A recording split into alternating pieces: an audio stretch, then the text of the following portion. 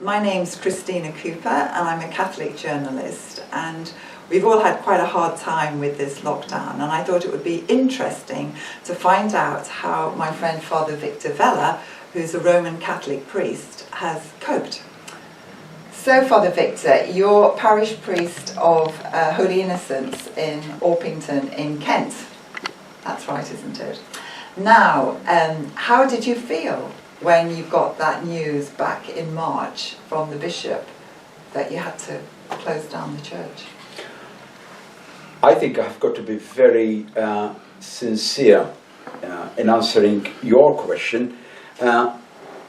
My initial response was I was rather elated. Oh, right. You know, because I needed a little bit of a break, actually.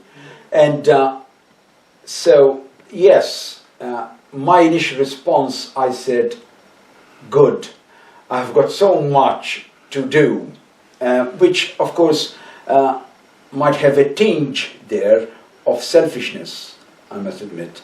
And so, yes, initially, my initial response was, thank God, I'm going to have a bit of a break.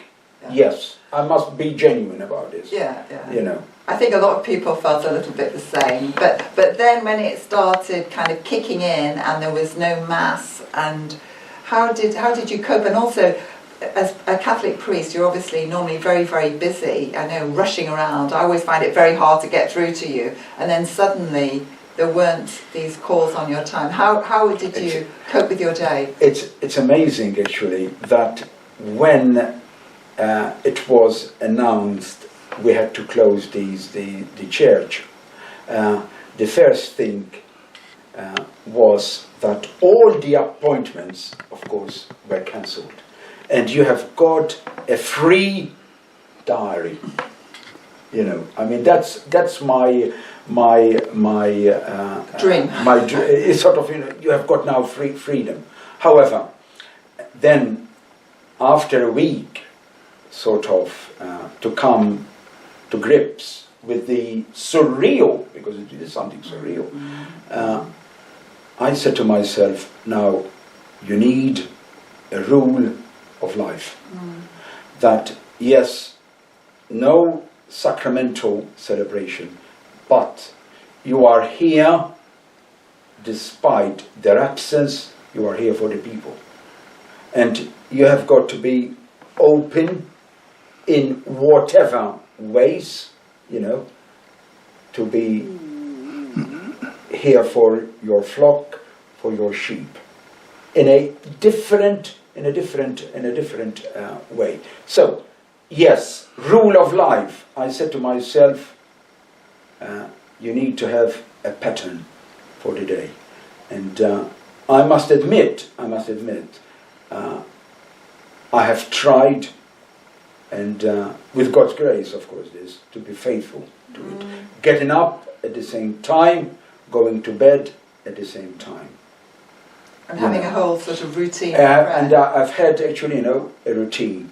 Mass on my own, which, of course, initially you would find it quite difficult, of course, saying. But I must admit that I found it very, very spiritual, because I felt I'm praying for my own people in their absence, and also in union with the Catholic Church, and that's the profound dimension of Mass, that you felt I'm in union with my bishop and with all the people around the world, despite their absence. And also I explored more when I was celebrating the Mass. The insights, some insights where we have got, especially in the Eucharistic prayer. You know, that's something that, you know, I kept exploring all the time, you know, despite being a priest, 34 years. You know. Yeah. So you found that because the people weren't there and you were on your own, it was a moment to actually deepen your understanding of the Mass, because often in a parish you're kind of thinking about are people on time, and you know you're distracted and things. And I tried actually to say it in 3 different languages. Oh, wow. So part Latin, part Italian, and part English, just to Mix it up. to mix it up, you know, and that has helped actually. And I noticed as well that you actually brought in the tabernacle to the presbytery.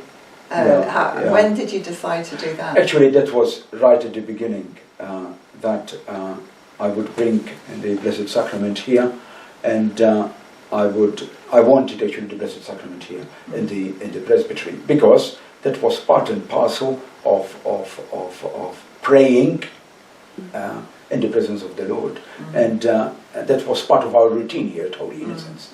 I mean, we would have started, of course, you know, in the morning at 9 o'clock with adoration, and then Mass at 10. So I wanted to abide by that sort of routine. But of course, the morning prayer, we have been Zooming the morning prayer throughout the lockdown. So how did that happen? Are you a technical whiz, or how was it that happened? Not at all actually. I didn't know what Zoom was actually. Okay. I thought that reminded me of, I don't know whether you remember that, Kristina, the ice cream, the Zoom ice cream, you know.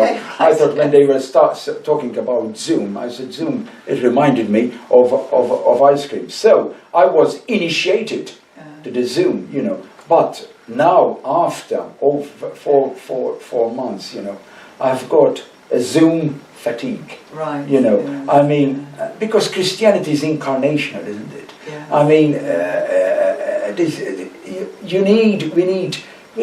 Christianity is fleshly and fleshy. You know, I mean, you need the people there, and you need the rapport with the people. So Zoom, yes, and live streaming, yes, and they achieved an essential object. Yeah. But personally, now I've had enough of Zoom.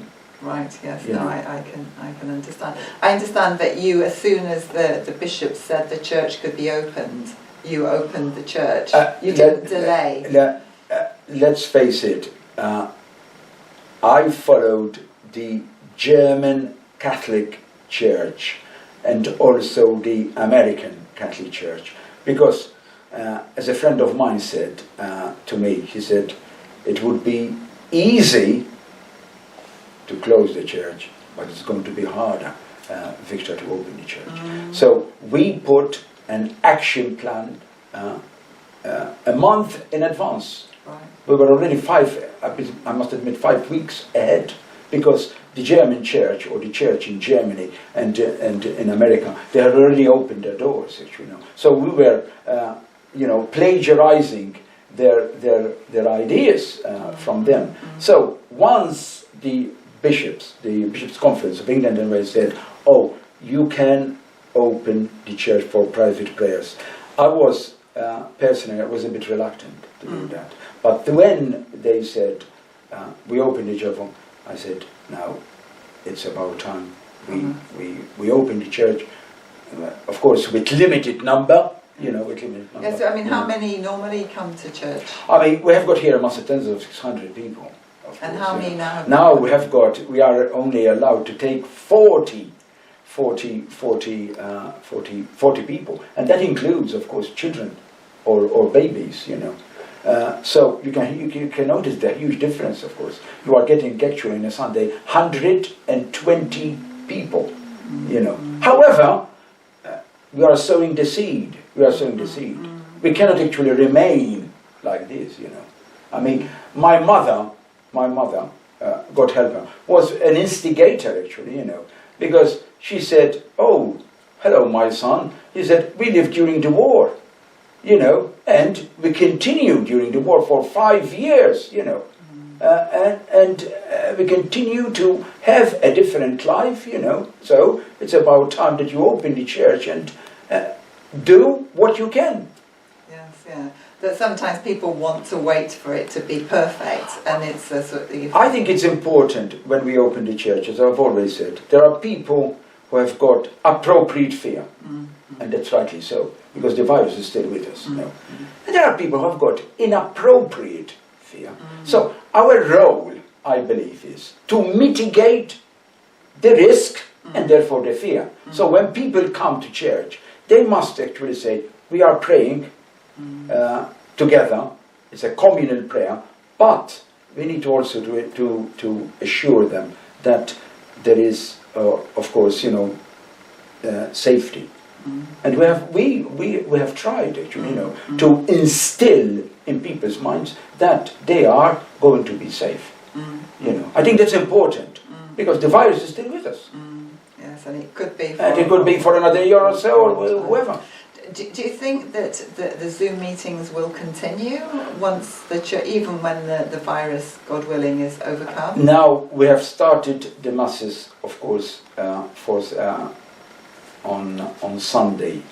The next step is going to be we are going to start the mass on Thursday evening at 8 o'clock. And of course, there is no difference between weekday masses and Sunday masses that they have got to book. Because we have, of course, to abide by the rules of regulations, So it's going to be the same. But the challenge you have got is that after every mass, and we are very particular here, it's sanitize the church by a professional cleaner. Because people have got, as I said, people have got to believe that we are putting their health and safety, first and foremost. So you are building a confidence and a culture. What would you say? I mean, it's been a sort of difficult time. What would you say that you've learnt during the lockdown that you might not have learnt if you hadn't had it? I think I have become more aware of the formation that I received for the priesthood. What I mean is, I've learned that self-discipline, that's something that, you don't perhaps, value it during your formation days. But then I looked back and I said, that's something that you don't go with the wind. You know what I mean? That, or with how you feel. What do you feel like it to watch television for 2 hours, or to stay in your pajamas? Yes. Let's face it, all day. No, not that. You put that down to your formation. Very much so. And during my formation, we had actually, I would say, the creme de la creme in our formators, especially the rectors, were Jesuits, and that helped me an awful lot.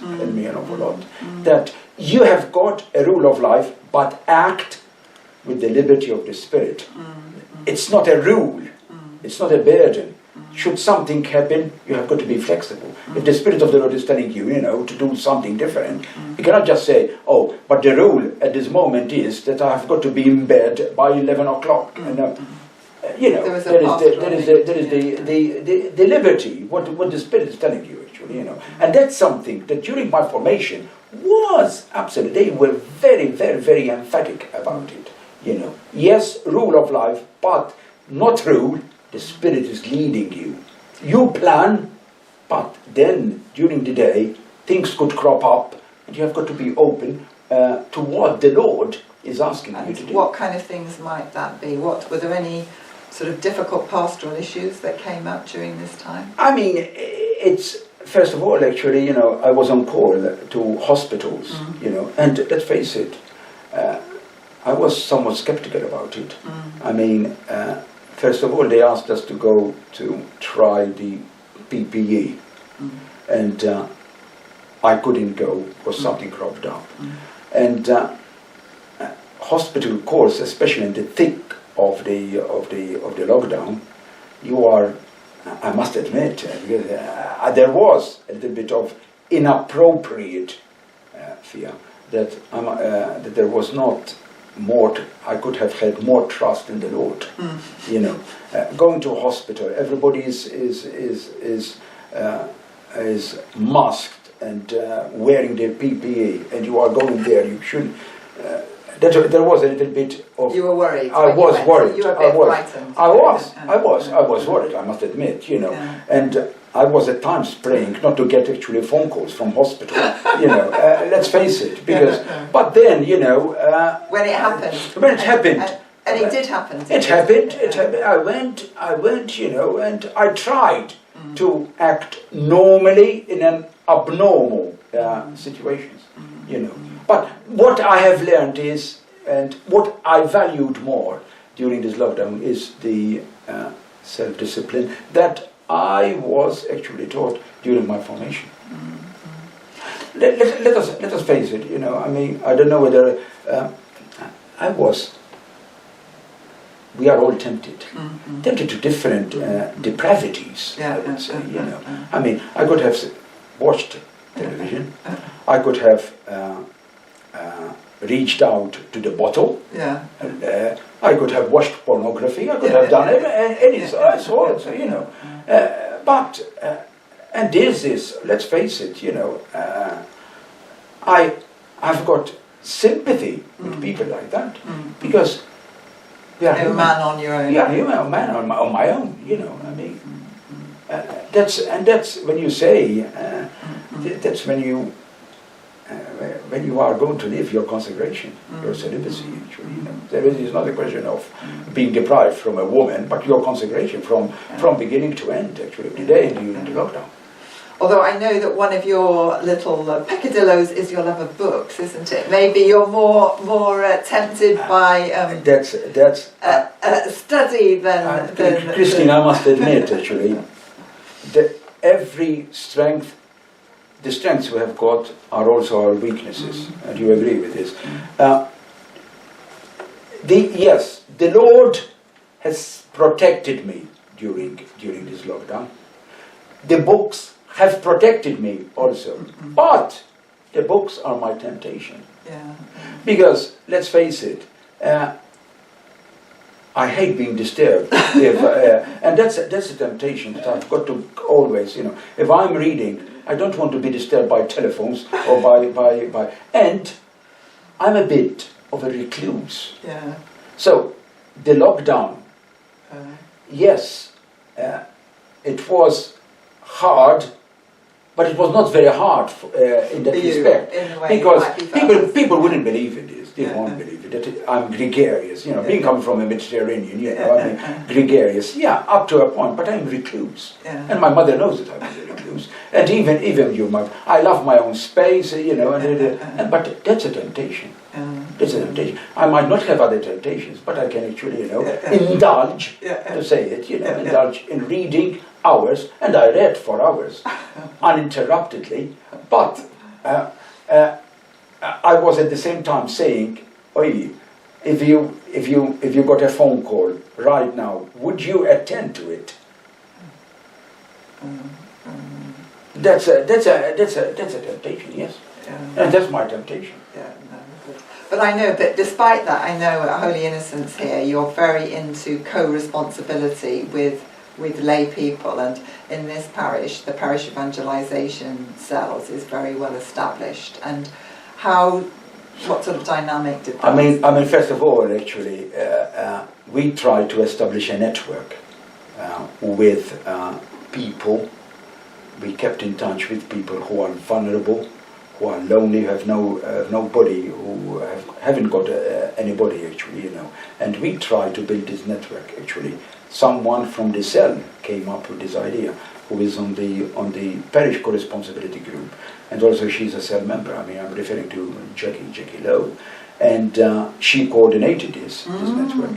And the members who took part in this network, the majority are from the parish evangelization cell, phoning people, to see how they are, and they're still going on, and also doing shopping, So it helped the community. That had the fellowship. Yes. That had the fellowship, actually, very much so. In addition to that, of course, we started with the morning prayer during weekdays, and reading or dissecting, as somebody said this to me, dissecting the Acts of the Apostles. And now we are dissecting the Gospel of Matthew, reading the Gospel of Matthew. So this is done on Zoom? So it's still on Zoom, actually. Okay. And we haven't done an awful lot because we are very, very, very getting into it. And we have, since Pentecost, we have read only 13, we studied the 13th chapter of Matthew, So also we have had adoration. On Zoom. Oh, right, okay. On Mondays and Thursdays. And we start at 8 o'clock, and it's on Facebook. And we, of course, we expose the Blessed Sacrament. My study became also the chapel as well. And we have the Rosary, and of course followed by the night prayer. So we kept it, and in addition to that, we are trying to keep in touch with the young families, people, if they have got children. Very hard to bring them to church now, even when we reopened, children's liturgy. So there is a family Zoom service at 10:30 every Sunday. Also, during this, we have had the Pentecost Vigil, organized by the Parish evangelization cells for every hour. Also, we have run an alpha course on Zoom. Okay. And these are all new initiatives, and lay people, who worked extremely hard in doing this. To be honest with you, I was not involved at all in Alpha. Actually, I welcomed the people, and they had just finished the Alpha course. And similarly, the other technical side, I'm a technophobe, actually, and I'm not very, very au fait with the technical side of it. So you see that kind of involving lay people is crucial for your ministry, and that really showed itself then in this lockdown. I think lay ministry here at Holy Innocents have invigorated my ministry, because there are many people who are gifted. They have got gifts. And my approach towards it is, if I know that someone is gifted and he knows or she knows about it, then let them flourish. Don't interfere now. And even if they get it wrong, they are there actually. They are doing it out of love and for the great glory of God. And lay people here. For instance, the cells, the leaders and the co-leaders. During this lockdown, I might have given perhaps twice or three times the teaching. I'm encouraging the leaders and the co-leaders to be responsible for the teaching now. And they came with the idea to keep meeting, not only during the lockdown, they are going to continue during the summer as well. Okay. On Zoom. Yeah. On Zoom. So do you see that this Zoom is a way of reaching out? I mean, have you found that there are new people who I know of a cell, of few cells actually, that they are getting members from, not outside the parish, even outside the diocese. Right, okay. Because of Zoom. Yeah. Of Zoom. And people, of course, it's not the same. Let's face it. Meeting in the oikos, in a home, in a house, as I said, incarnational, Christianity is, we are, the fellowship is coming together, the church is coming together. It's not the same as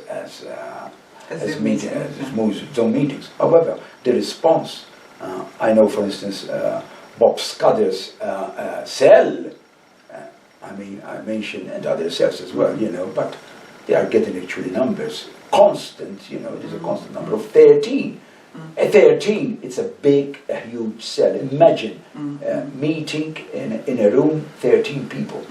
So it's about time now, hopefully, in September, these cells, 5 of them, they need to give birth to Okay, so they're called cells because they divide. It's like a body cell. It's not like a prison cell. No, not at all. They're not communist cells. Not at all. Because it's an organism. It's something alive. So if it's alive, it's productive. It gives birth. So hopefully 5 of them, provided there are leaders and co-leaders who are, because there's a commitment to have a leader and a co-leader of a cell. It's a huge commitment. So how do the cells work? The cells are, as I say, they are a microcosm of the parish. What you haven't got in a cell is one thing, the Eucharist. But you have got actually the fellowship, you have got the prayer, and you have got as well the teaching. And so these are, and the Eucharist are the 4 hallmarks of the early church, how it was. So you have got only three hallmarks of it. You and have they meet in homes. And they meet in homes, and you have got to have a host. And the host has got to be committed to open their house. For instance, not all. It's a commitment. It's a commitment. But you see the difference in these people, that they are moving on in their discipleship. They are learners. How long have they been going, the cells? I think the cell have been going for 6 years here now. Okay. And have you seen a sort of a change in the parish? What kind of things have you seen since? I mean, when it comes to the prayer dimension of the parish, you're always seeing these people at the forefront. Okay.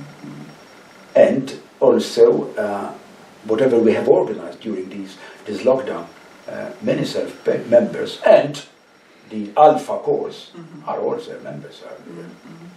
The majority are. So has this caused a division in the parish between the people who are in cells and the people who are let's face it, initially, yes, there was this perception, that them and us, and but everybody is welcome to become a cell member. And these are not the elite.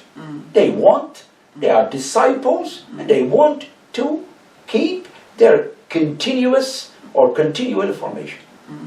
And that's it. And that's the cell. And as I always say, the parish evangelization cells, one tool of evangelization, but a tool that has been approved by the Catholic Church. So it's a Catholic tool, whether we like it or not. Alpha, which has been a huge grace, and we need to say thank you to the Anglican Communion, of course.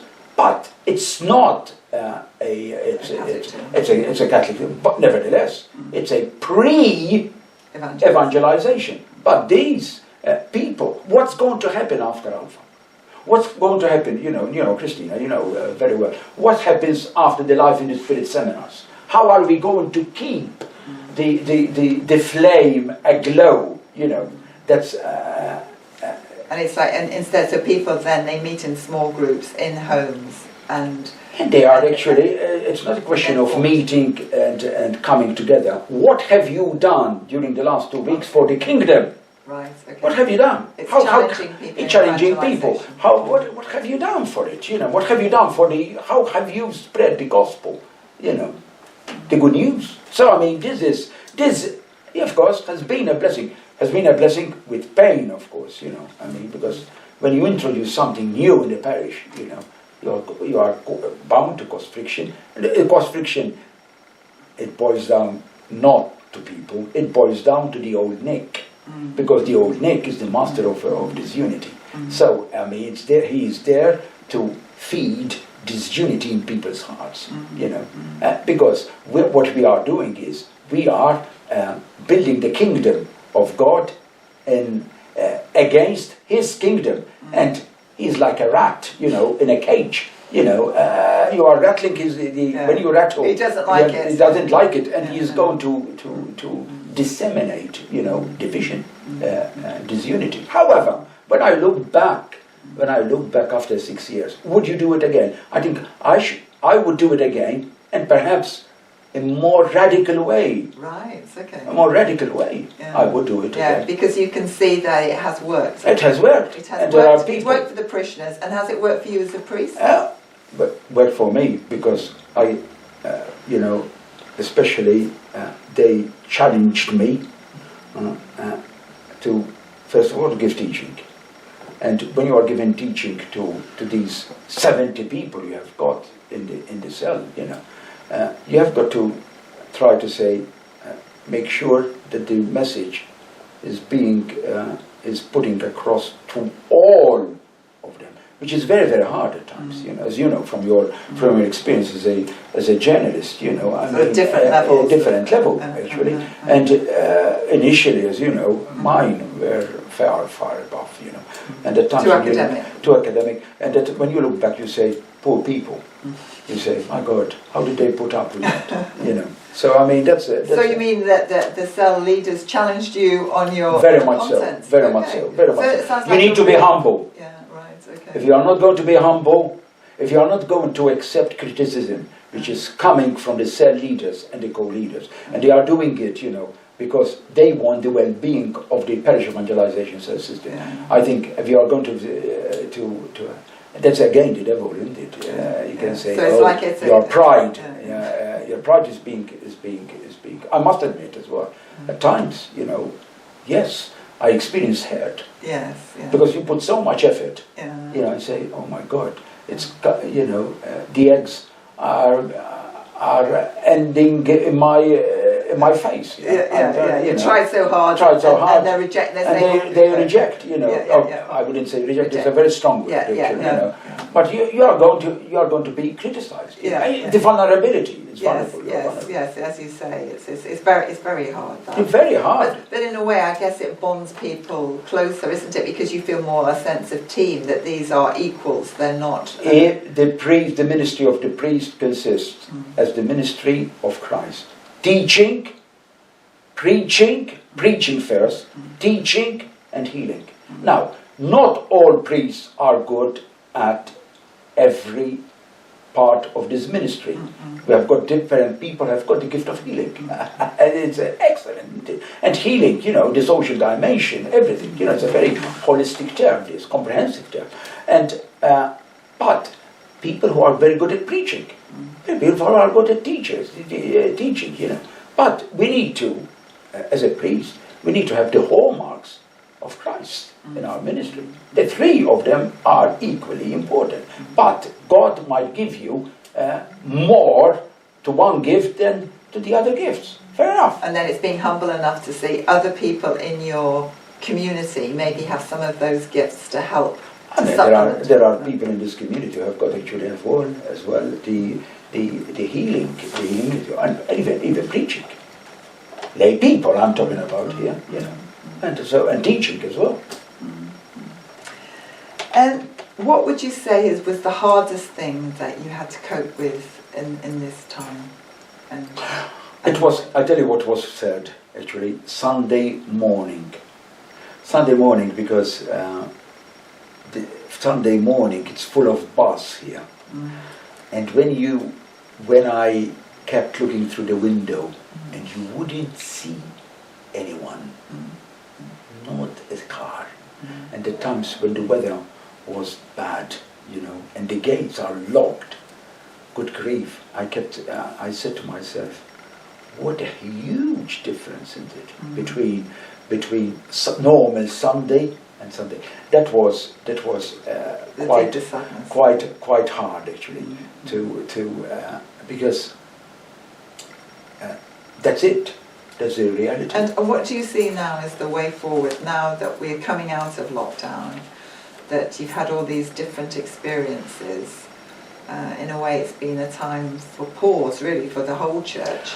What do you see that you've maybe learned yourself about, I don't know, any new insights about the way forward for your own parish and also for the church? First of all, we've got a challenge now. The challenge is to bring back the sheep. Not just to a building, but to celebrate to continue to become a church, but the church is not going to be, it's going to be a different church. I mean, people know here that I say the church BC, the church AC. BC before the corona, and BC after the corona. I know we still have got the corona, but we have got our challenges. And the challenges is, one of the challenges is that people now got used to Zoom, to live streaming, you know. And they might become, some of them, not all of them, yeah, sorry, and a bit, the inertia might have taken root. And our role as pastors is to encourage people. Gone are the days when you say, you know, this obligatory, I not even use it, you know. Right. It's like Sunday obligation. Sunday obligation. Come on. I mean, we are not in a God-feared society, you know. No. You know, it's not a question of obligation. It's a question, you know, to bring back these people and encourage them to come and offer them alternatives in our own limitations. And something that I have learned is the technical side has got to be exploited, of course. IT has got to be very much enhanced, you know, in our churches to reach out. I mean, I was very interested the way you said that some of the parishioners were, and particularly the cell members, were mandated to kind of ring people in the parish to help create the community and to keep people together. Did they find any? Did you get any feedback from them about how people appreciated being cared for? Very much so, actually, because I had my list of some people, you know, and I happened to phone, you know, a couple, you know, and this particular couple said, "You don't know how appreciative we are, you know, of being in touch with Holy Innocents, with these people phoning them once a week, you know, and asking them." Yes, I think one of the positive sides is I think that the fellowship, what we say, the fellowship has increased, has been augmented, yes, increased. Because in a way, otherwise it's always focused, isn't it, on the mass rather than. I know, I'm not very good at this, but the parish kept their financial support throughout the 3 months. Wow. And we have got here to collections, you know, I hate talking about this thing, but the help has no problem. Because a lot of parishes they established the standing orders, you know, and they kept, actually there was a particular month, that in comparison with last year's, we surpassed actually last year's. I'm emphasizing here the generosity of the people. Yes, yeah, exactly. And they have got their own challenges. Yeah, absolutely. I mean, some of them have been furloughed, you know. However, they kept the standing order. Because they felt part of the community. Part of the community, yes. Yeah. Okay. So, Father Victor, I understand you've got a great devotion to St. Charles Borromeo here, who was the Archbishop of Milan back in the 16th century and a great Catholic figure and reformer. Why do you have such a devotion to him, and how did he inspire you in the lockdown? Because I know he was a bishop when there was a plague, Great Plague. Precisely. Actually, I was introduced to Charles Borromeo when I was a seminarian. I had an uncle priest, and I was actually at his house, and he said to me, "Victor, I was 19 years of age actually." He said, "These are the pastoral letters of St. Charles Borromeo." And ignorantly, I never heard before of Charles Borromeo. But what has stimulated sort of, you know, my devotion to Charles Borromeo, and Charles Borromeo had a outstanding capacity for work, and he wore himself out by when he got to 46 years of age. But it's not because of that. First of all, he is, I think, one of the most outstanding reformers in the Catholic Church. And I must say that Charles Borromeo, his diplomacy, his energy, and his zeal not only helped in concluding the reforming Council of Trent, but he put into practice the reforms of the Council of Trent. Okay, so he's a practitioner as He well as was, I mean, Charles Borromeo, now you set me off here, Kristina, on Charles Borromeo. Charles Borromeo succeeded as a reformer in the church. Why did he succeed? I believe, from what I read about Charles, I think three things. One, he experienced a conversion in his life. Okay.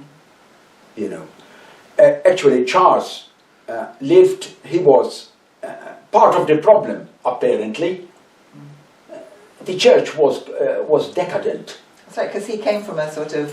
From an aristocratic family. His uncle made him a cardinal before he was even ordained a priest. Right.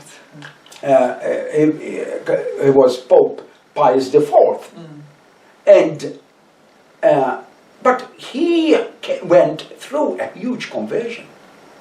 So initially he was part of the problem. Right. But then, of course, due to his conversion, he absolutely became part of the solution. And so, sanctity, he had sanctity. Sanctity, he was sanctimonious, he considered himself as a sinner. But he was very genuine. And what he addressed was, that's what he thought. The crux of the Catholic Church in the 16th century was not so much the doctrine, as a doctrine not being lived. Right. Yeah. And he tackled that head on, Charles Borromeo. He said, it's not the teaching, it's not the doctrine, but it's a teaching not being lived. Which is almost the same today, isn't it? I mean, yes, we still have got a problem. So Charles that's what he tried to put into effect in his diocese. No wonder that the Diocese of Milan has always been considered the flagship of the Catholic Church, because of these reforms that Charles initiated.